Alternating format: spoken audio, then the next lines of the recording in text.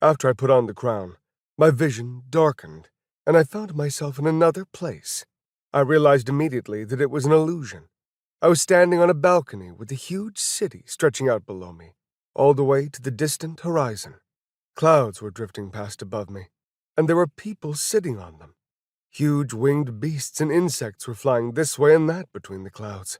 The city looked magnificent, snow-white, and divided neatly into several levels. Towering buildings that looked vaguely like candles served as supports for bridges of clouds that intersected with one another high in the air.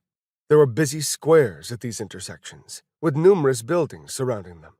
The clouds obscured visibility somewhat, but I could still make out another level of cloud bridges below the top one, and the bottom one was even more solid and even more lively than the one above.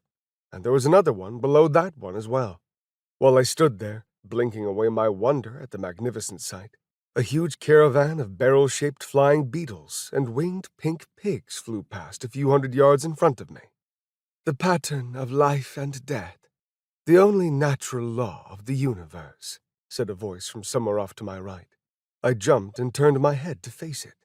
Next to me stood a man with sky-blue skin, 3 eyes, one of which was in the middle of his forehead, and short, stubby horns. His white hair cascaded all the way down to his heels, and the expression on his face was calm and placid.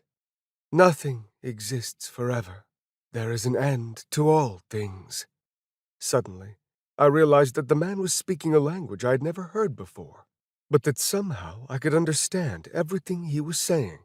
"Who are you?" I asked, but the man didn't react. He just kept speaking. 3 epochs ago, the great oracle from the world of the virus foretold that the 9 great worlds would meet with a misfortune that would erase them from the universe. Nobody believed this prophecy. They didn't want to. But now, the man waved a hand, and a shadow fell over the beautiful city. A second later, the clouds began to turn gray and dissipate. One after the other, the candle-like buildings began to crumble and fall, and the ruins aged and decayed right in front of my eyes. The city divided itself into several isolated pieces, and darkness seemed to swallow it. I watched open-mouthed as this civilization fell. A powerful feeling of sadness washed across my consciousness. Death engenders life. Old trees die and turn into nutrients for saplings. The destruction of our worlds served as an impetus for the elevation of new ones. And after thousands of epochs, the story will repeat itself. Nothing is eternal in this world.